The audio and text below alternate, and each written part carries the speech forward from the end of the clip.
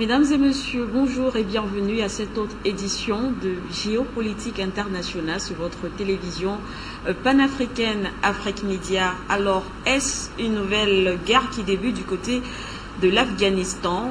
C'est la question que se posent bon nombre d'observateurs et d'analystes internationaux. Tout porte à croire en tout cas que oui, vendredi, les États-Unis ont annoncé avoir mené une frappe de drone contre un organisateur de l'État islamique.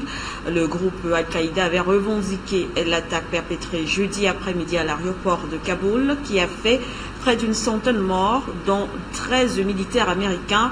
À la suite, le président américain Joe Biden, dans une sortie, avait promis de traquer les responsables de ces attaques jusqu'à leur dernier retranchement. Alors, comment comprendre la situation en Afghanistan?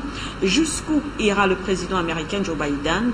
Doit-on craindre de nouvelles attaques ou menaces terroristes sur le sol américain? Entre autres interrogations qui seront donc posées dans le cadre de cette autre édition. Et puis en seconde partie, on reviendra en un tour sur la guerre hybride ou encore cette guerre non conventionnelle qui est de plus en plus citée, qui se déroule précisément. On va s'intéresser bien sûr au continent noir, à l'Afrique, manœuvres de déstabilisation, manipulation, désinformation et plus.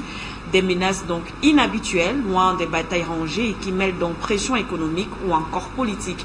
On essaiera de comprendre bien sûr ce concept en contextualisant en fonction des situations dans certains pays africains.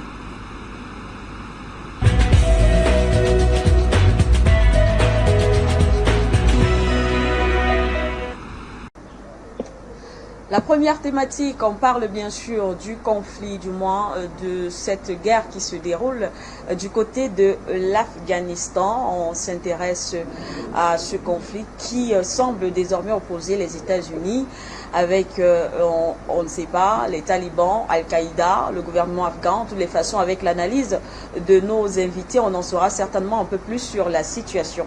Alors, je vais commencer peut-être par vous, Luc Michel, sur cette question.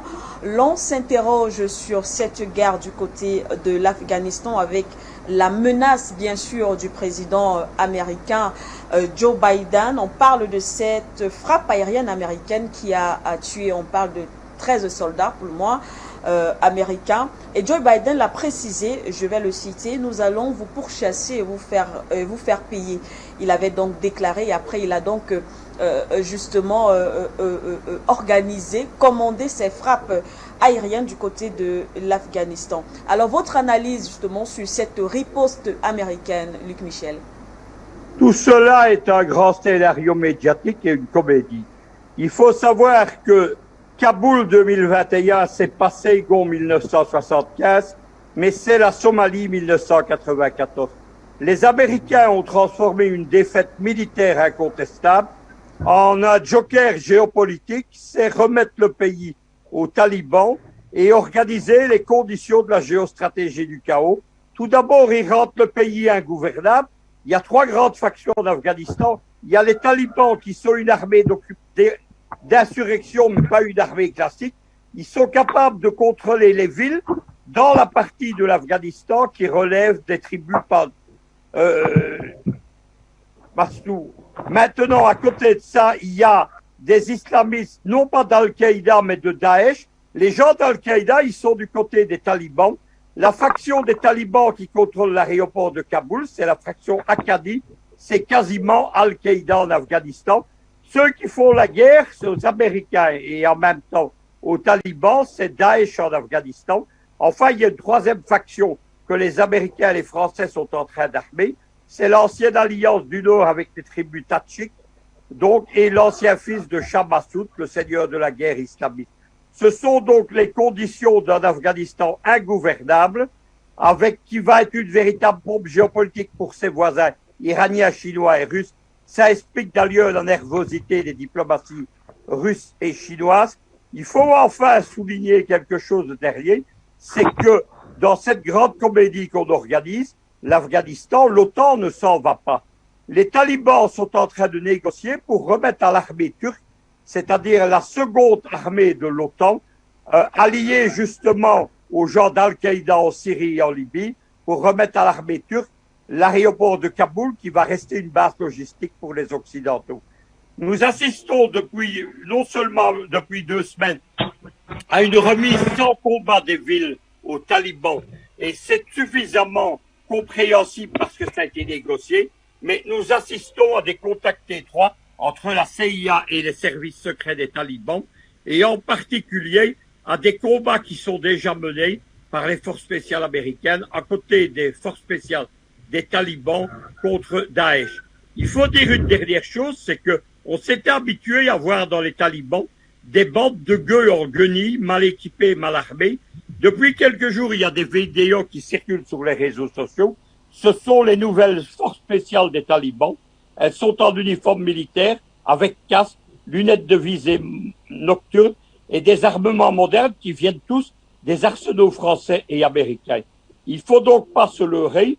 Le plan B américain, il est en route. Il va être dramatique pour le Proche-Orient. Il va être dramatique pour l'Asie centrale, mais il va aussi avoir des conséquences en Europe, celle de l'immigration sauvage et en Afrique. D'accord. On s'intéresse justement aux différentes guerres hybrides sur le sol africain. Comment est-ce que ces conflits, justement, se manifestent? Écoutez, il y a 2 guerres qui s'opposent. La guerre asymétrique, elle est menée par les Russes et les Iraniens. Face à eux, il y a les armées occidentales. Eux, ils mènent une guerre classique. La guerre asymétrique, comment a-t-elle apparu? Elle n'est pas apparue en Afrique. Elle est apparue au Liban en 2006, quand le Hezbollah, qui est une force armée non étatique mais proche de l'Iran, a défait les Israéliens. Il y a ensuite eu l'intervention russe dans la guerre de Crimée et du Donbass, et ensuite l'intervention russe en Syrie, et la guerre asymétrique n'est apparue en Afrique qu'à partir de 2016-2017. Depuis, il faut savoir quelque chose, la guerre asymétrique, elle a été théorisée par les Russes. Il y a la fameuse générale Grégory Gerasimov, il a défini ce qu'on appelle la doctrine Gerasimov qui définit la guerre non conventionnelle, mais tout le reste, ce sont des études de l'OTAN. Il y a des centaines d'ouvrages et de pages qui ont été faites pour définir la guerre asymétrique, qui est conçue par l'OTAN comme la principale menace à sa domination.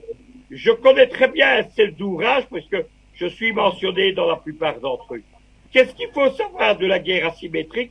C'est une révolution dans la stratégie moderne. Depuis le début du 19e siècle, la stratégie moderne, elle était définie par les théories du général prussien Clausewitz. En étudiant les guerres napoléoniennes, il avait défini dans son traité de la guerre un modèle.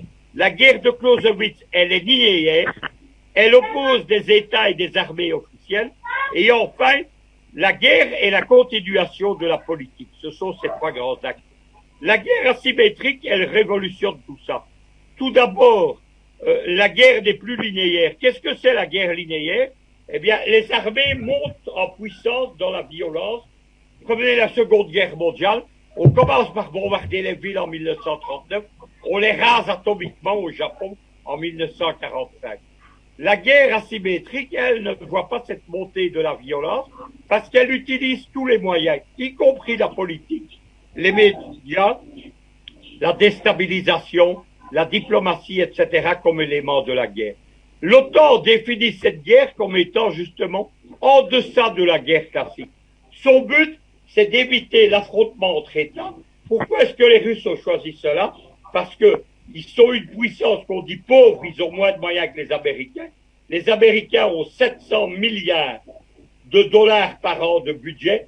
C'est plus à eux seuls que le double des budgets des 9 autres armées du monde, y compris les Russes et les Chinois. Les Russes mènent donc cette guerre avec succès d'ailleurs. On peut la relier d'ailleurs à la guerre de guérilla. Il faut savoir une deuxième chose, c'est que la guerre asymétrique, elle voit intervenir des acteurs non étatiques et c'est fondamental. Jusque-là, la géopolitique, c'était l'action des États, c'était l'action des armées. Mais le 21e siècle voit l'arrivée d'acteurs non étatiques.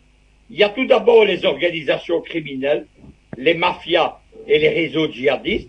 Il y a les lobbies politiques et il y a les lobbies géopolitiques. Moi, par exemple, je m'occupe d'un lobby géopolitique. Nous faisons, nous, de la diplomatie parallèle. Qu'est-ce que c'est la guerre asymétrique? Elle a deux volets. Elle a tout d'abord des opérations militaires classiques. D'une part, ce que mènent les firmes de sécurité. Elle remplace les armées. Si ça se passe mal, Moscou n'est pas, ou Paris, parce que Paris a ses firmes de sécurité, ils ne sont pas mis en cause directement. Vous avez vu que il y a quelques semaines, il y a eu un coup d'État par des barousses françaises à Madagascar, au Rajolina. Mais aujourd'hui, Rajolina est à Paris et Macron lui sourit. Officiellement, les deux États ne sont pas en guerre. Deuxièmement, il y a un deuxième aspect militaire, c'est la guerre cybernétique. Enfin, il y a une guerre d'influence. Elle comprend trois domaines. La guerre médiatique. Par exemple, Justin Tagou d'Afrique Média, c'est un entrepreneur d'influence dans la guerre médiatique.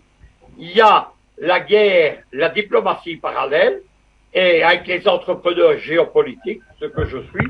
Et enfin, il y a les opérations d'influence électorale, notamment le monitoring électoral, etc.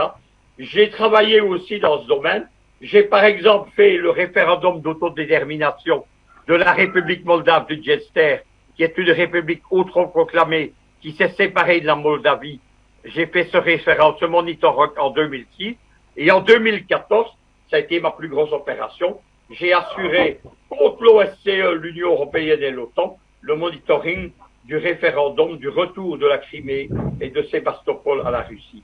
Voilà ce qu'il faut comprendre. C'est une révolution géopolitique. L'OTAN parle d'ère post-clausewitzienne et ils ont raison. Les théories de Clausewitz ne sont plus d'actualité. Il n'y a plus cette montée à la violence. La guerre asymétrique, d'une part, évidemment, elle restreint le risque de guerre chaude, mais d'autre part, elle étend le champ de la guerre à tous les domaines de l'activité. Pourquoi est-ce que je fais le parallèle, je terminerai là-dessus, avec la guérilla? La guérilla au 19e et au 20e siècle, elle complétait ce que les armées classiques ne faisaient pas, mais les guérillas, par exemple au Vietnam, étaient liées à des armées nationales. La guérilla au sud-Vietnam, le Viet Minh, était liée à l'armée nord-vietnamienne, et ça s'est renouvelé en Afghanistan. Les djihadistes et puis les talibans, on en a parlé, ils étaient liés au service secret américain et pakistanais, ils n'étaient pas indépendants. Les Russes, eux, ils démultiplient les acteurs indépendants, ils démultiplient les acteurs géopolitiques indépendants. De quoi s'agit-il? Il s'agit de mener ce que les Américains appellent la diplomatie grise et que nous appelons en Europe la diplomatie parallèle. Si ça se passe bien, c'est tout bénéfice pour Moscou. Si ça se passe mal, Poutine n'a aucune responsabilité. Le grand théâtre de cette guerre asymétrique actuellement, c'est la Centrafrique. Tout le monde sait que la Russie et la France se font la guerre, mais officiellement, c'est une guerre par procuration entre les FACA et les groupes rebelles.